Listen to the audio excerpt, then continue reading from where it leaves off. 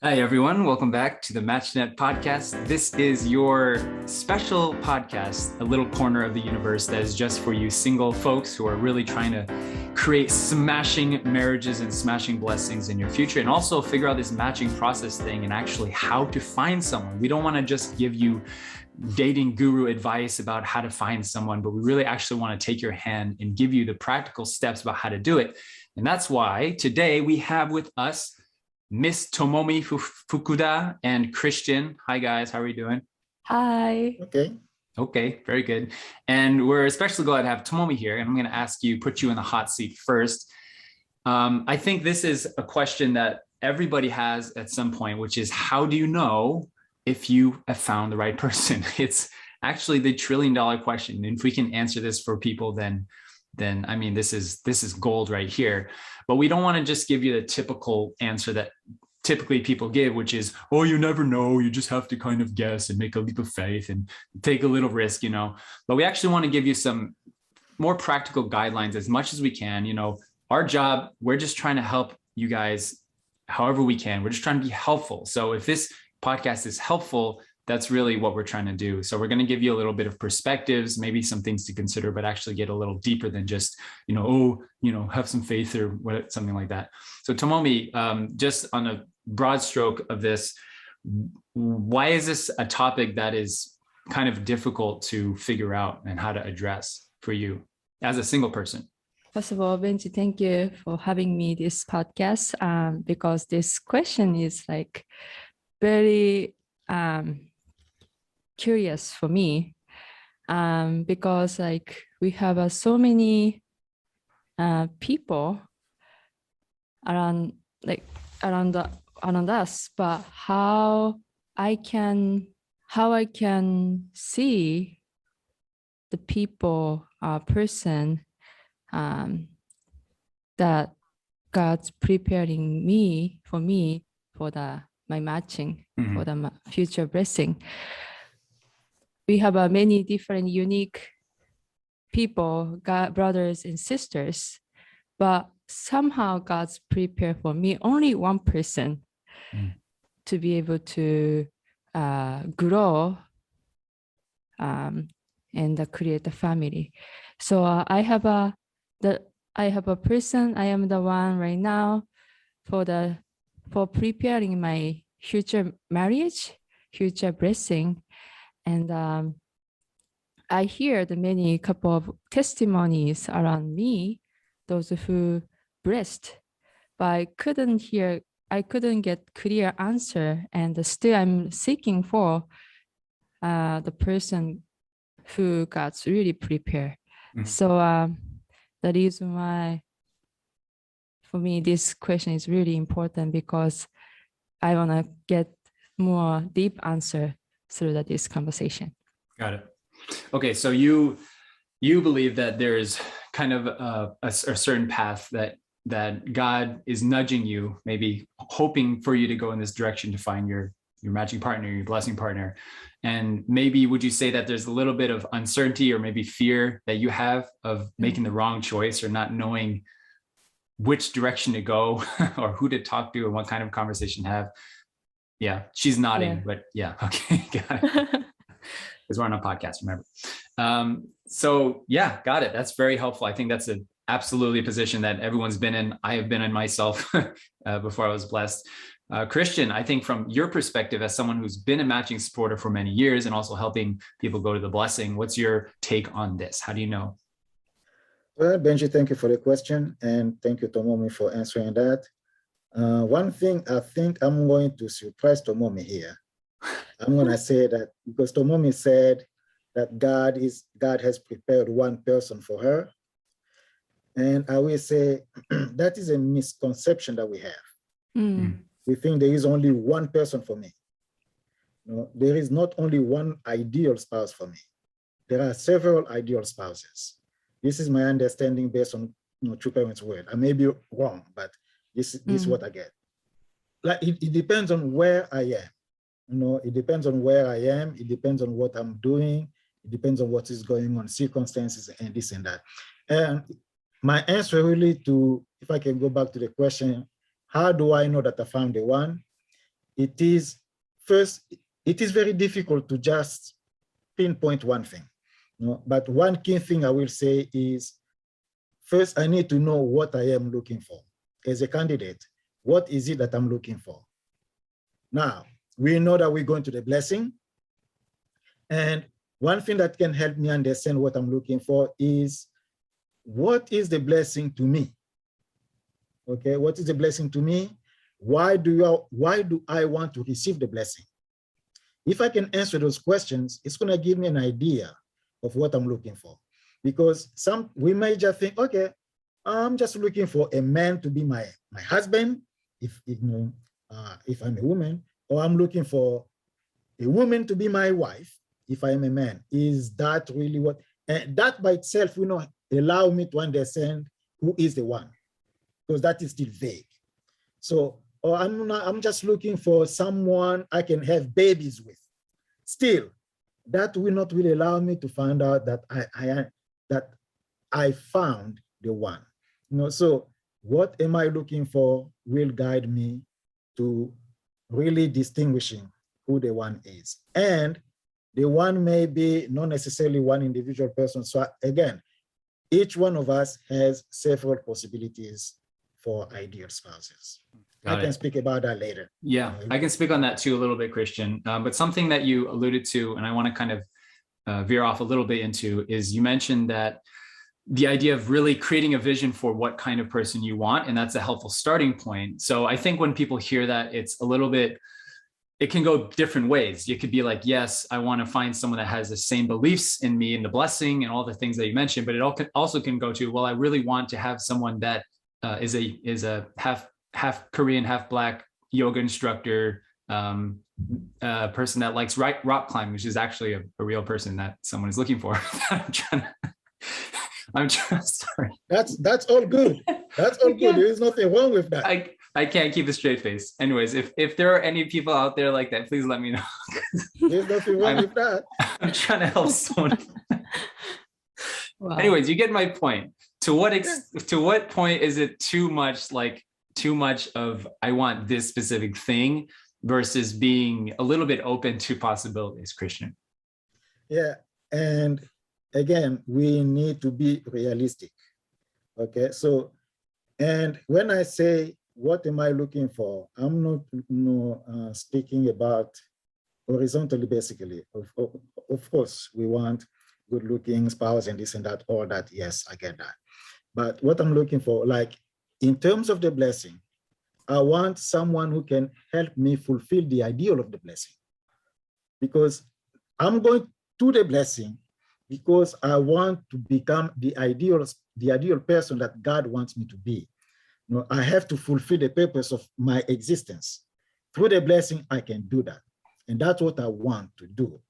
If it is a yoga instructor who is half Korean, half Black, half yellow, or white, if that's all that possible, 1/3 white, 1/3 Black, 1/3 yellow, if that person will allow me to walk the path of restoration where I can reach the ideal or get closer to the ideal, then I'm okay with that. So it is not necessarily about how tall the person is supposed to be, the color of the eyes and stuff like that. It is not necessarily about that. I'm looking for internal qualities that will complement my internal qualities, or internal qualities that I can complement to help that person go to perfection, and also that person can help me go to perfection. So, and for that by itself, it doesn't mean that I'm just looking for someone that I can get along with. Not necessarily. And I'm going to throw you a curveball here. So I'm going to say that when you find someone that you can't stand, don't run away. He may be the one. She may be the one. Right? You find someone that you can't stand this person. Usually the tendency is something like that. I'll go away. I don't want to deal with this person. No. But what I'm saying is that person might be the one. Again, if you know what you're looking for, the person that you cannot stand may become the person that you cannot stand your life without. You know, so it is not only because it is someone that you get along with that that person is really the one. May not be. Again, like I said, each one of us has several ideal spouses. I know spouse A may lead me to point 3, but spouse B may lead me to point 5. Spouse, and all of them, they have different challenges. So again, what am I looking for will determine really, if I understand what I'm looking for, yeah, it's gonna make it easier for me to find the one. Great. Tomomi, I see you taking notes. Anything that Christian said is resonating with you right now or that you learned? Well, I like Christian say, especially internal qualities. We should focusing on more internal qualities to. I like the idea Christian says, especially internal qualities, how complement each other to grow. Because you know, like when I see like similar characteristic, I can easy to talk, or I can understand more easily. But the people who completely different perspective or different internal characteristic, yeah, it's somehow challenging how to deal with. But for the sake of growth, internal growth, I think it's a really good point of view to seek for blessing. Yeah, it is. It absolutely is. And we just did a podcast about preferences. The last podcast, you can check that one out, which is what is the difference between an internal preference and an external preference, and is it okay to have preferences, right? So be sure to check that one out. It's kind of along the same similar vein. So this whole topic to me is, I'm realizing there's 2 levels of it.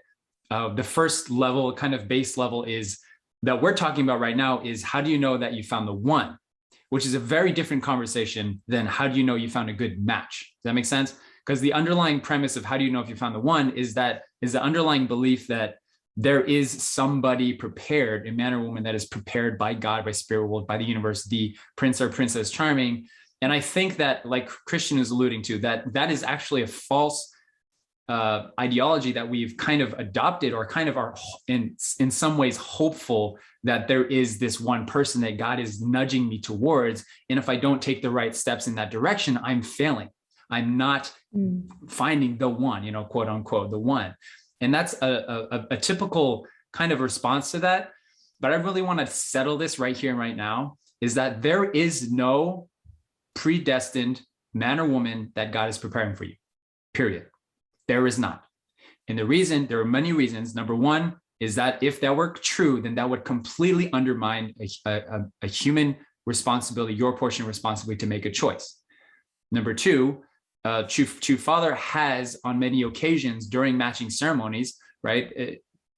If the idea is that, you know, True Father is matching people based on who God is trying to, you know, match them to, that's the whole idea, then many times he did ask candidates to stand up during matching ceremonies and give them a choice. Would you like, you know, option 1 or option 2, or A or B, and let them choose. So that also indicates that there is not one predestined person, but that we do have personal responsibility. But like Christian said, there's maybe a good partner that maybe God is nudging us towards, but there's also another good opportunity as well. It's not like if you make the wrong choice that God is going to be disappointed and your whole life is going to be a mistake or anything like that at all. And the third reason that I firmly believe this is because in my own experience, I grew up my whole life firmly believing that there was one person that was prepared for me. And I was doing all the right things and trying to take all the right steps to find that person. I believed it my whole life until I was hit with a situation where I was in Korea at the matching ceremony with True parents, ready for True Father and God to give me my anointed spouse and the person that God has prepared for my whole life. And then Father say, you should choose your own spouse because you're putting all the responsibility on me and True parents and God. That's what he said. And he was scolding us and blaming us. And he was saying, you put all the responsibility on God. You don't take any responsibility for yourself. You should choose your own spouse. And we're all like, oh, that's very funny, True Father. And he's like, no, I'm serious. You do it. And he stood us up and he made us choose our own spouse, within like 5 minutes. And I was like, holy crap. Everyone was going insane. I can't do this. I can't do this. There's no way I can do this. The entire reason I came to this ceremony in the first place is because I can't believe in myself and I can't do it. That's the whole reason I'm here. It's because I can't let God work for me because I'm too self-centered. I'm to make the wrong choice. I would make the wrong choice. I would not know who the one is. But then your father said, if you choose someone with the pure heart and pure mind, then God will support your decision. Wow. He said that. I got it. That made sense to me. I understood what his point was, that I was putting all the responsibility on someone else, some external third-party entity. And I was unwilling to take responsibility and ownership of my own life. And realizing that I was like, okay, I can do this. I am here. I have a pure motivation. I am sexually pure. I don't have a porn or masturbation habit anymore. I kick that. I want to do what is best for God and for the world and for my future children. I have pure of heart. I believe that if I make a decision and I take ownership of that, and every day of our life together, I remember that this is my decision, then God will support me in that. And I 120% believe that I did not make the wrong choice. Maybe there would have been a different spouse there that we would have made another incredible family in life together. Maybe, possibly, definitely, yes. But the fundamental quality that keeps my wife and I together is, number one, we are both able to take responsibility and ownership for our relationship and for our marriage and for our family, no matter what, no matter through all the ups and downs and difficulties we go to. And number two, we have a similar belief system. And this is really where, personally, I feel like if you can find somebody, this is going into territory of what is a good match, right? What is a good candidate? Not like how do you know you found the one, but really, how do you know you found a good match? If you find someone that shares your belief system, your value, and this is across the board, if you go to ask any dating guru or marriage coach or anything like that, they say, yeah, find somebody that has a general framework of belief system, but also be open to maybe learning some new things or changing your beliefs or kind of adopting your spouse's, your partner's belief systems a little bit and being a little flexible, right? And not being too closed-minded. So that's an important thing. And we're going more into this territory of what is a good match. And that's really where I want to take this podcast and ask you guys, and I want to settle this once and for all. There is no predestined human being that God is trying to get you towards. And God will not, but it doesn't mean that God is trying to give you opportunities. God is an opportunist. God is history's greatest opportunist. God uses whatever God can in whatever God's situation God has.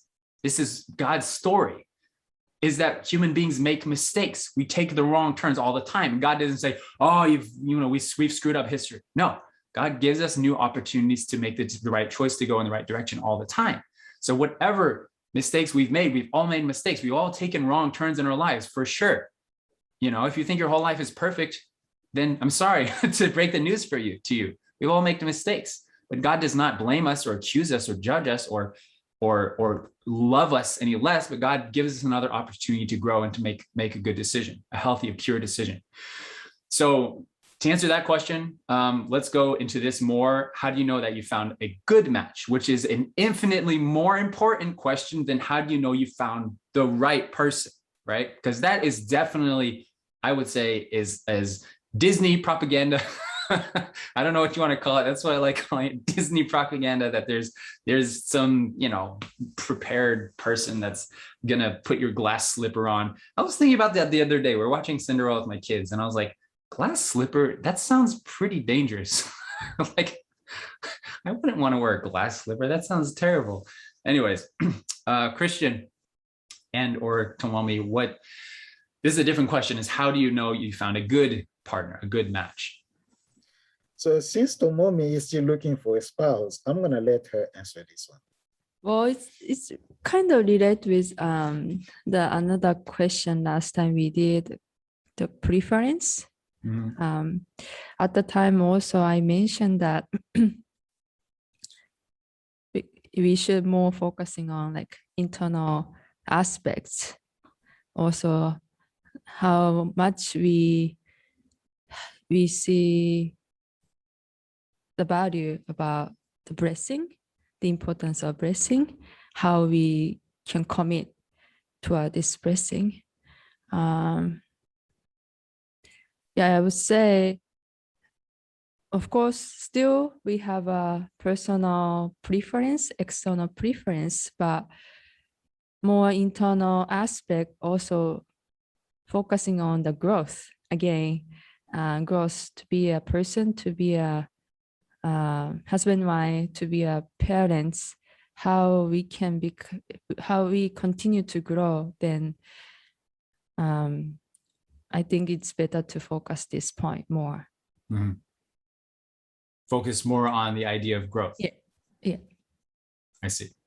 Yeah, that's, I mean, fundamentally what makes a successful marriage is individuals, two individuals with the ability to grow, with the ability to adapt, with the ability to take any of life's situations, with which there will be many, you know, across the board. Every relationship goes through ups and downs all the time. And if you're not able to grow through those relationships, but instead you blame and accuse the other and say, or accuse God or my parents or whatever, politics or whatever of my suffering, then you're a failing relationship, because you're unable to grow from those situations, and you're unable to grow as a couple.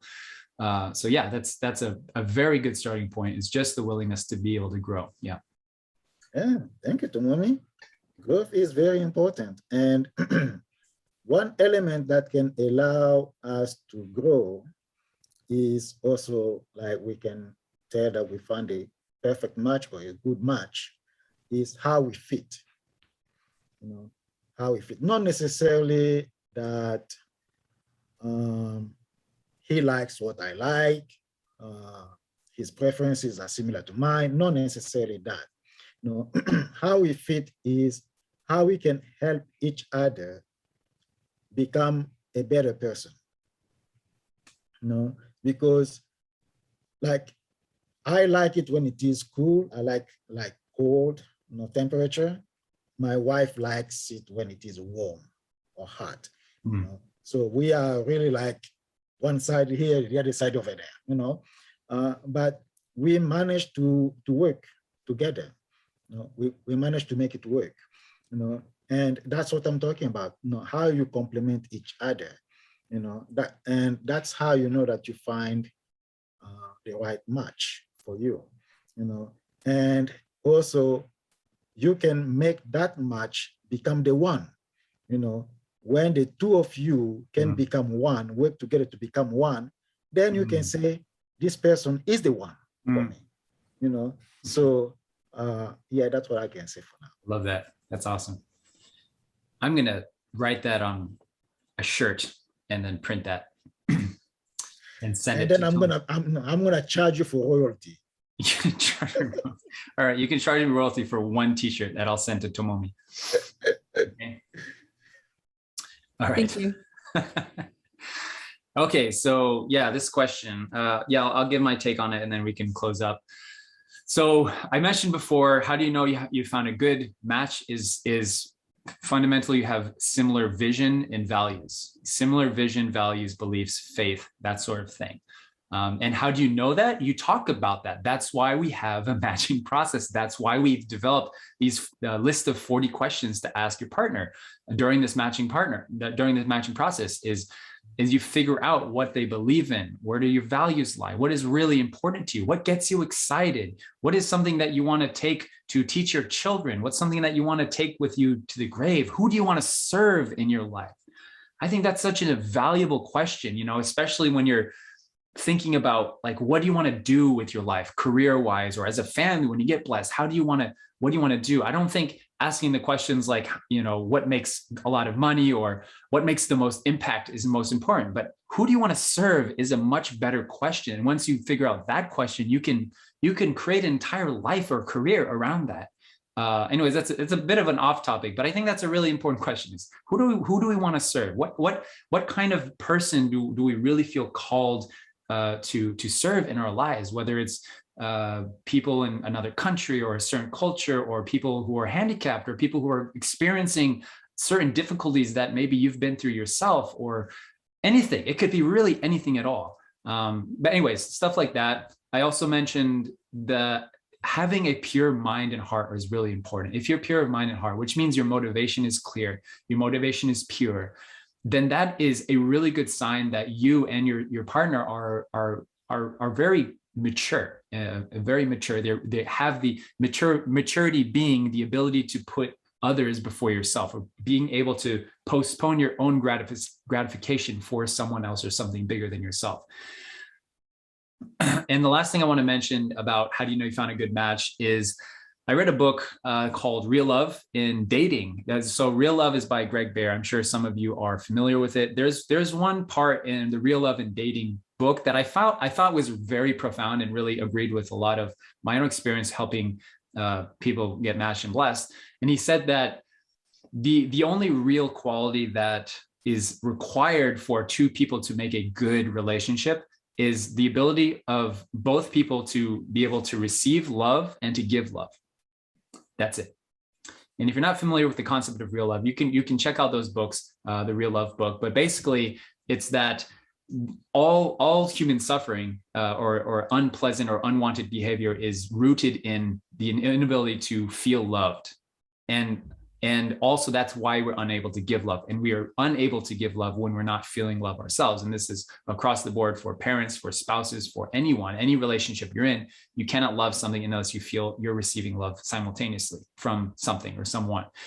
So the point of this is that if you find someone that is also experiencing love, unconditional love and love, being able to receive love and give love, if that kind of environment is there for them, then you can make a really good match, because you both have this ability to be unconditionally loving, because you're both in a position, in an environment where you're able to receive love constantly. So you can figure out what that means for you. A lot of people, that's God. A lot of people, that's their parents. A lot of people, that's their community, their environment. But really look into that. So personally, I think as long as they have the right sexual organ and they are a loving person, I think you can make a great blessing. I really do. I honestly think that. I don't think it has to be as complicated as all the stars have to be lined up, and the astrology and the Leo and the Gemini and the Scorpio. I don't even know what I'm talking about. Benjy, just curious. How do you know that they have the right sexual organ? Never mind. Be quiet, Christian. Oh my So, God. you know, it's like that was my mind when I went to the matching. When you go to True Fathers matching, it's like, as long as they have the right sexual organ, I don't care. You know, I don't care what they look like. It's just the right. So if they are the right gender and they are basically able to experience love and give love in their lives, then you can make a great match. I'll also mention a few things that are just like Benjy's anecdotal beliefs about what is a good match. These are not laws. They're not something you should really follow with, to a T, but I'll just say them because I think they're kind of helpful for some people. If they are helpful for some people in your situation, then you should consider it. Okay. Number one, really look at, how does somebody treat their family? How does somebody act at home with their parents, with their siblings? This is a really good indicator as to the quality of someone, especially in a relationship. If they are someone who kind of is really loving towards their parents and genuinely, behind closed doors when you're not around, when you're not looking, is in good communication with their family, treats them with respect, with love and kindness, and is good communication, they're a good person. I would match my kids to someone like that, honestly.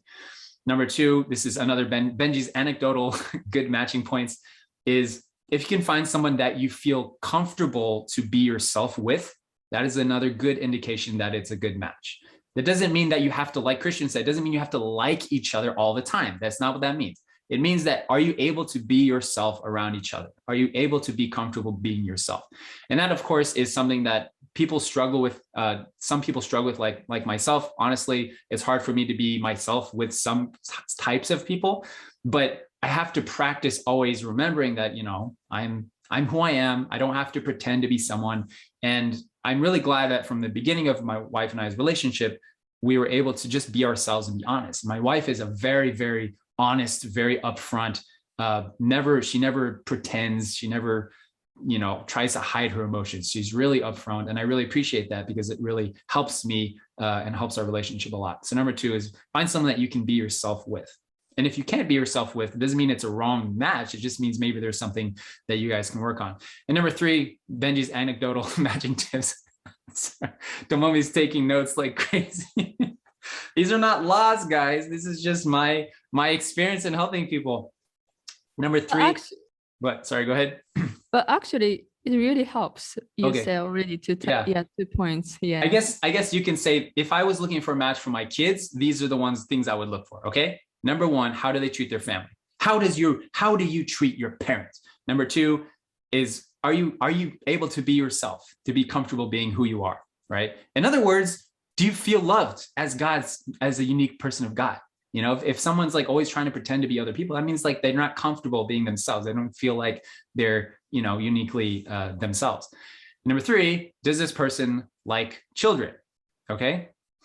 Now that one's a little weird, but I think this is really cool, because if you find somebody that genuinely likes children, it usually means that they have a certain quality of foresight, thinking about the future, and also kind of like a human behavior that's really innate to every single person, is a desire to be with children and like children and think they're cute, right? That's not to say if you don't like children, you're a terrible person. Not at all. Some people don't like children that are really good, but I'm willing to bet that those people that say like, I don't like kids, or kids don't like me, I'm willing to bet that they just haven't spent enough time with kids, So maybe that's something that to look at. Again, this is just like Benjy when I'm matching my kids and going through this process. That's the kind of thing that I'm going to look for. It's like, if I find a guy that's like really likes children, I'm like, and is good with kids, like, yeah, I would say that's a good match, or a woman, or for my son, So anyways, you guys have anything else to add here?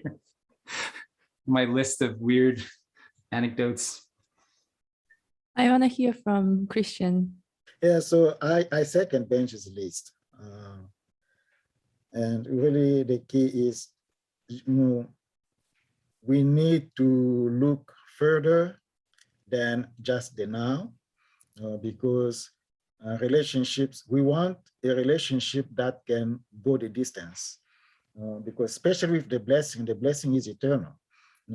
Once we bind it here on earth, we want to make sure that it goes all the way, so we want someone that we can grow old with. That's another thing that I can add to Benjy's list. And again, someone that I can grow old with doesn't mean that the person has to be, that everything has to be external, because the external fades, the external gets old, the external changes. The person may have a nice hairline. In 20 years, that hairline is gone. So if that's what I fell in love with, then in 20 years, I'm like, I want another person with this similar hairline, So what goes the distance is a character, internal qualities. Those are the things that go the distance. Or everything that Benjy spoke about, how do they love their parents? How do they relate to their parents? Do they like kids? Can I feel myself being around this person? Those are internal qualities that if they match, or if they reflect like our internal qualities, for instance, then we can feel more comfortable. So we want qualities that last, not qualities that change today or tomorrow. So I want, if I am single, if I were single, I would want a spouse who would, like, when I was first, like at the time of our matching, I felt like, okay, I will not be blessed. This is not my time, because they were saying that there were too many older sisters and not enough brothers. I feel like, yeah, I'm out, but I was saying to myself, if God is going to give me somebody, one of the things I was praying for was someone whom I can help to go to perfection, someone who can help me go to perfection, So those are things that I was not concerned about external beauty, Of course, we want someone who's good looking, but that was not what I was really looking for, because the blessing is something more than just a man and woman coming together, and we know that. So try to look for something that is more eternal. Again, like I said, someone that you can become one with, someone that you come together and you can become one with. that will be the one for you. Hmm. That's my last comment. There you go. Thank you, Christian. You're welcome. Yeah. Yeah, there's definitely there are some occasions where we're talking with individuals who just say no a lot, like say no to every opportunity. And we talked about this before, like matching potential matching candidates, or people approach their family and just say no all the time. And one guy in particular had so many opportunities, really great opportunities, really great matching processes. And if I were to look at them as a matching supporter or as a parent, I would say, like, yeah, like that's a good person and you should really consider it. But there was always something that blocked him from saying yes. And it was always something that, like Christian was saying, was more of an external preference or an external quality.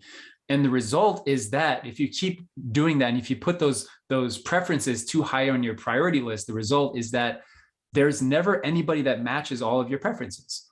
And in this brother's case, there's always, every sister has a different aspect of his ideal spouse. Like one of the sisters is physically attractive. Another one is well educated. Another one is funny, and it's like, he's like, I just can't find someone that's all of my things, like, well, because you have a really high expectation, a rather superficial expectation for what you're looking for. And if you're unable to just look at all of these these brothers and sisters matching candidates as your family, as unique godly people, then you're just going to be looking at the external stuff, because that's the default of our culture right now. That is the default mindset right now, is that we look for who is the most educated, qualified, handsome, beautiful. That's the default. All right. It's not evil or wrong. That's just, if you don't have the intention to have a mindset change and look a little broader, then that's the default, right? Go ahead, Christian. Benj, I just want to add something to that.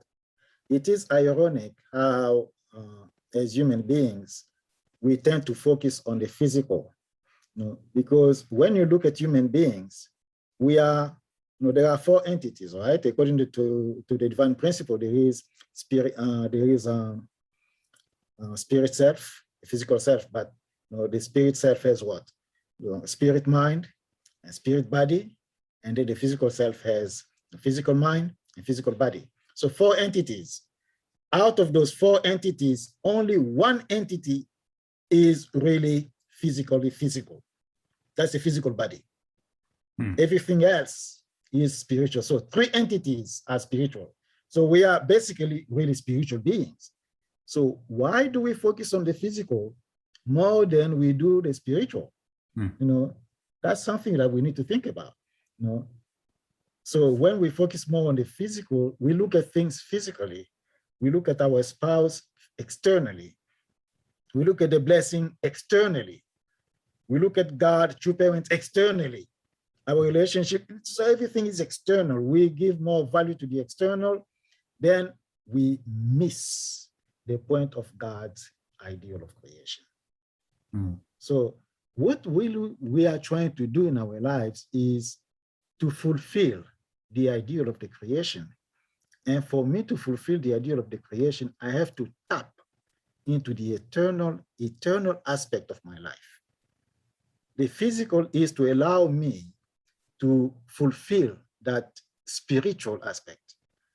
If I think that what I need to do is only fulfill the physical aspect, then I have missed the point.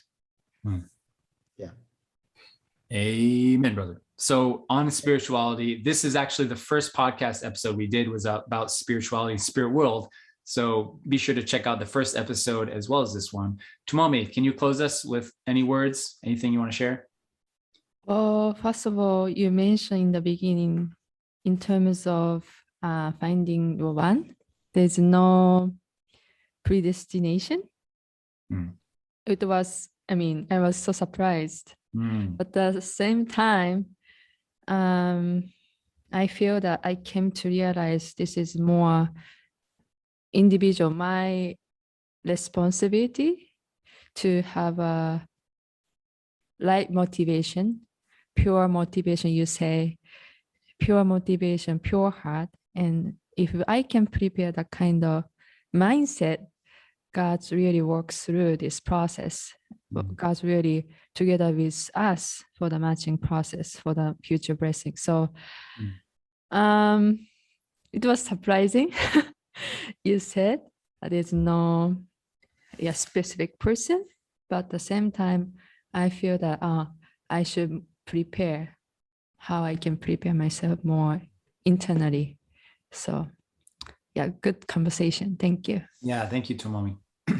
Really appreciate you sharing that and being here with us. Thank you, Tomomi. Thank you. So for everyone listening, if you would like to, let's say, take an action, we're not just talking about hypotheticals here. We're here to help you actually take action, get the snowball running. If you want to establish the best possible, let's say, pure mind and pure heart, you can check out highnoon.org, join one of their programs. If you would like to really actually go through the matching process and not just sit on your hands anymore, then feel free to join the MatchNet program. You can go to matchnet.us, and that's where you can actually join the community there. We've got some exciting things going to be happening soon for MatchNet. And also, if you would like to ask us a question on this podcast or a topic recommendation, you can ask us to do that. Go to matchnet.us/podcast, and we will get to your question. Okay. All right. Thank you, everyone. Thanks for joining us. God bless. We love you. Thank you. Thank Take you. care.